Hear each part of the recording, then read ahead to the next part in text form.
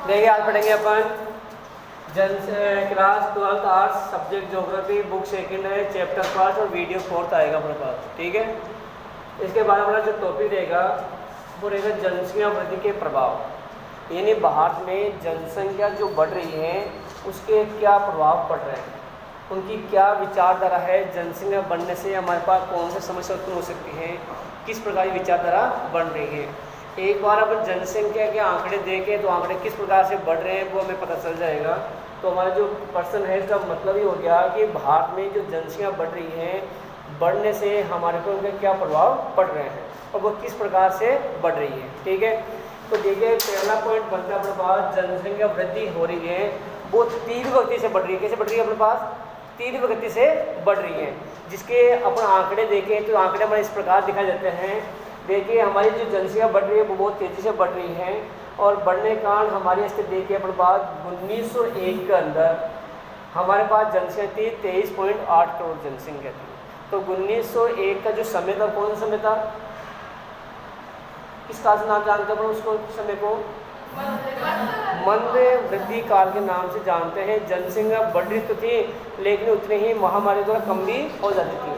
तो पहला काल हमारे पास जो मंद काल था वो समय था 1901 से लेकर 1921 तक था। ठीक है, तो इस काल में अंदर टोटल जो जनसंख्या थी भारत की, टोटल पूरे भारतीय जनसंख्या थी अपने पास 23 करोड़ जनसंख्या थी, 23.8 करोड़ जनसंख्या थी टोटल जनसंख्या।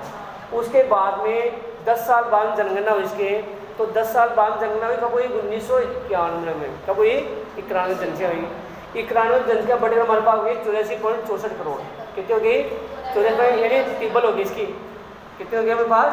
3 गुना बढ़ गई है। तो 84.64 करोड़ जनसंख्या 1991 के अनुसार बढ़ी।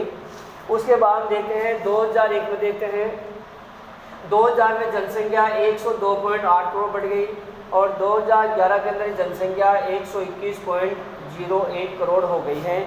इस आधार पर अपन देखें तो भारत में जनसंख्या बहुत तेज़ी से बढ़ रही है और इसके कारण क्या है? हमारी विचारधारा, हमारी क्या है? विचारधारा है, क्योंकि आज भी हमारे देश के अंदर अशिक्षित लोग ज़्यादा हैं और शिक्षित लोग कम हैं। उसमें महिलाओं का स्तर बहुत कम है। अगर जिस क्षेत्र, जिस देश के अंदर महिलाओं का स्तर शिक्षा में कम है और एजुकेशन उनके पास कम है तो उनकी सोच भी कैसी होगी? ग्रामीण सोच होगी, यानी संकीर्ण सोच होगी। कहते सोच होगी अपने पास? संकीर्ण सोच की होगी। देखिए मान लीजिए अपन उदाहरण देखते हैं, आज हम 21 सदी में चल रहे हैं लेकिन आज भी हमारे जो बुजुर्ग हैं, हमारे जो दादा हैं, दादाजी हैं, उनके विचारों में हमारे विचारों में अंतर है। उनके विचार किस प्रकार के हैं? अगर हम कुछ पहनते हैं, कुछ गाते हैं तो वो टोकते हैं, ये क्या हो गया, वैसे करते हैं, ऐसे करते हैं, समाज से विपरीत ऐसे बातें करते हैं। तो वो क्या है? वो पुरानी सोच के लोग हैं। वही सोच हमारी जनसंख्या को बढ़ाने का मीडियम कारण रखती है। इसलिए आज अपन जो देख रहे हैं हमारी सोच के आधार पर हमारी जनसंख्या बहुत ज़्यादा बढ़ रही है। कि जब तक हमारे हाथ में एजुकेशन नहीं आएगी, हमारे पास एजुकेशन नहीं आएगी, हमारा ज्ञान विकसित नहीं होगा, तब तक हमने तो परिवार के बारे में सोच सकते हैं और नए समाज के बारे में, नए देश के बारे में सोच सकते हैं। तो एजुकेशन ही एक ऐसा तरीका होता है जो व्यक्ति के दिमाग को विकसित करता है, उसी ज्ञान को बढ़ाता है और अच्छे बुरे की पहचान कराता है। तभी होगी जब हमारे पास क्या होगी? एजुकेशन होगी, शिक्षा हमारे पास होगी। जितनी देशों में शिक्षा बढ़ेगी उतनी ही जनसंख्या में नियंत्रण कर लिया जाएगा। तो देखिए आज इस जनसंख्या आधार देखते हैं तो पूरी पृथ्वी के ऊपर अगर लाइन लगा दे जनसंख्या के ऊपर, क्या लगा दे? लाइन लगा दे, तो हर छठा व्यक्ति कौन होगा? भारतीय होगा। कौन सा होगा? यानी हर 6 नंबर का जो व्यक्ति होगा वो कौन सा होगा? भारतीय होगा। इतनी जनसंख्या भारत में विद्यमान हो गई है आज की जनसंख्या के साथ देखते हुए। आज हम विश्व के अंदर जनसंख्या के अंदर द्वितीय स्थान के ऊपर है। कितने स्थान पर है? द्वितीय स्थान के ऊपर है। और क्षेत्रफल में कौन सा स्थान अपना? 7वां स्थान है। कौन से? 7वां स्थान है। जनसंख्या में तो दूसरा स्थान है और क्षेत्रफल में कौन सा स्थान अपना? 7वां स्थान है। तो देखिए अगर जनसंख्या में पहला स्थान किसका अपने पास आ जाता है? चाइना आता है। तो इस प्रकार देखिए जनसंख्या उसके बाद में दूसरा स्थान अपना आ गया। तो अपन दोनों किस महाद्वीप में है? एशिया महाद्वीप में। तो ये कहा जाता है कि एशिया विश्व का ऐसा महाद्वीप है जहाँ विश्व की 80% जनसंख्या निवास करती है और उसमें से 60% जनसंख्या तो एशिया में है और अपने पास जो 40% जनसंख्या है वो किस में है? यूरोप महाद्वीप में। किस में? यूरोप में है। तो सबसे ज़्यादा जनसंख्या एशिया महाद्वीप में है और उसमें से बाहर जनसंख्या स्तर पर द्वितीय स्थान पर है। तो समझ आ गया। इसको अंडरलाइन करके आपको नोट में लिखना है विश्व का, अगर हम विश्व में देखते हैं तो बाहर कौन से व्यक्ति के रूप में आता है, तो हर छठा व्यक्ति कौन होता है, भारतीय होगा। ठीक है, इसमें कोई दिक्कत नहीं बेटा। अगर जनगणना स्थापन करें तो 1901 की, 1991 की, 2001 की, 2011 की जनगणना आपको याद रखनी है। इनमें से कोई एक जनगणना आपसे पूछ सकता है, संख्या पूछ सकता है कि 1901 में भारत की जनसंख्या कितनी थी, तो आपका जवाब होगा 23.8 करोड़। 1991 में कितनी थी, 84.84 करोड़। 2001 में कितनी थी, 102.8 करोड़। 2011 में कितनी, 121.01 करोड़। तो ये जनसंख्या आपको याद होनी चाहिए। और पहले हमको दिक्कत आएगी। हाँ बेटा, बुक के अंदर है वो तो पूछ सकता है, बुक के बाहर है वो। बुक में, ये सब बुक में बेटा। हाँ बुक में है। हाँ। कुछ एक्स्ट्रा बता नहीं दो। नहीं ऐसा नहीं। देखो ज्योग्राफी क्या है, मैं आपको बता दूं, ज्योग्राफी एक जीके सब्जेक्ट है। ज्योग्राफी क्या है कि जीके सब्जेक्ट है, और जीके अपन जो पढ़ रहे हैं उससे बाहर भी हो सकता है।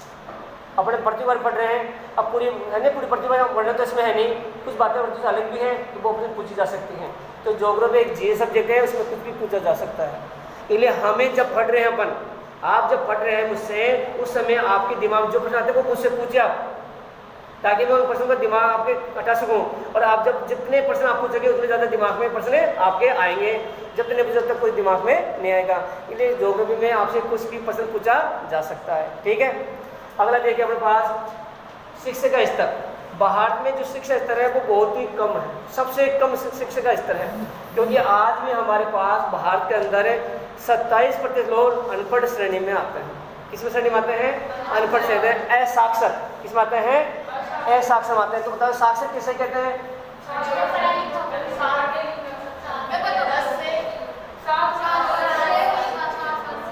भारत में कोई 7 वर्ष का बालक, भारत में कोई 7 वर्ष का बालक 1 मिनट में एक वाक्य पढ़ना, लिखना, बोलना, 2 या 2 से 1 गुना भाग बाकी करना, ऐसी प्रक्रिया जो कर लेता है, ऐसी प्रक्रिया जो कर लेता है वो क्या कहलाएगा, भारत का साक्षर है। बाहर का जो साक्षर कितने साल का बताया अपन को, 7। तो साक्षर मापक कितना हो गया अपने पास, 7 वर्ष। ये प्रश्न आ गया आपके पास, गत से गत वर्ष आया था, भारत में साक्षरता का मापक क्या है, 7 वर्ष। कितना है, 7 वर्ष। समझ आ गया बात। तो आपको परिभाषा में लिखना है, भारत का कोई भी 7 वर्ष का बालक 1 मिनट में एक वाक्य को पढ़ना, लिखना, बोलना, 2 या 2 से गुना भाग बाकी करना, ऐसी प्रक्रिया जो कर लेता है वो भारत का साक्षर कहलाएगा।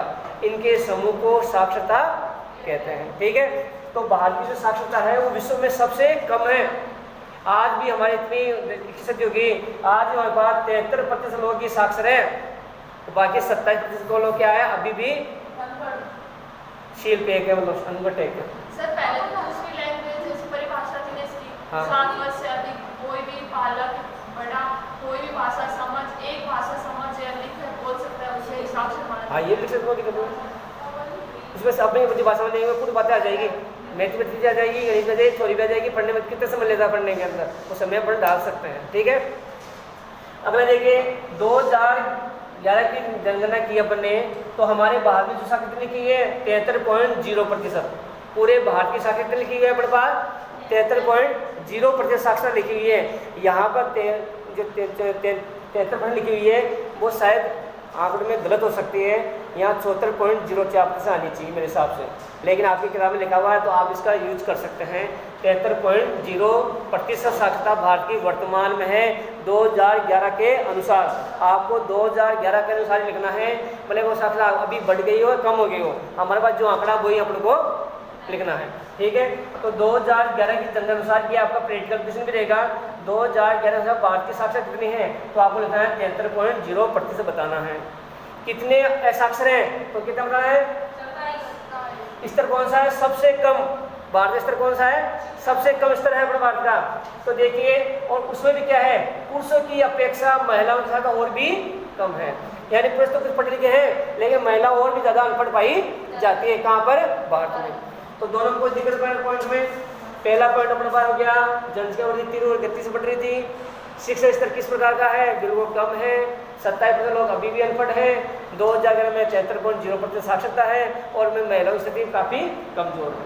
ठीक है, अब आ जाते हैं अपने पास। अब हमारी विचारधारा क्या है, जब शिक्षा कम होती है लोगों के पास तो उनकी विचारधारा में क्या होती है, संकीर्ण होती है, छोटी सोच होती है। कितनी सोच होती है, छोटी सोच होती है, यानी ओछी सी सब सोच बोलते हैं या कमजोर सोच बोलते हैं। तो ज्योग्राफी हम उसे बोलेंगे संकीर्ण सोच वाले, क्या बोलेंगे इनको। अब महिला के बारे में हम क्या सोचते हैं हमारे भारत के अंदर, तो देखिए अपने पास हमारे देश के अंदर सबसे मेन चीज तो क्या है, अंधविश्वासी है, रूढ़िवादी है। क्या है, अंधविश्वासी रूढ़िवादी है। आज भी हम कहीं मार्केट में जाते हैं, बाजार में जाते हैं, कहीं भी जाते हैं, कोई मंदिर दिख गया अपन को धोखा देने आते चलते ही विश्वास अपने घर भगवान दिखे धोखा लिया अपन ने, ये अंधविश्वास है। हम कहीं आ गया, अपन कोई पंडित आ गया, मैं बोलते आपको घर में आज ऐसा हो गया वैसा हो गया, आपको पूजा करानी है, हम उसकी बात मान लेते हैं। कितने पढ़े लिखे हो अपन, हम इन लोगों की बात मान लेते हैं। आज यहाँ सबसे ज़्यादा साधु महात्मा भारत के अंदर है, और साधु महात्मा जानते हैं कहाँ भी वो अधिकतर जेल में जा चुके हैं, क्योंकि वो लोगों को हमने बेवकूफ़ बनाते हैं और अपने अपने विश्वास बातें उन्हें बताते हैं, अंधविश्वास में रखते हैं। ना सुना आसाराम बापू जैसे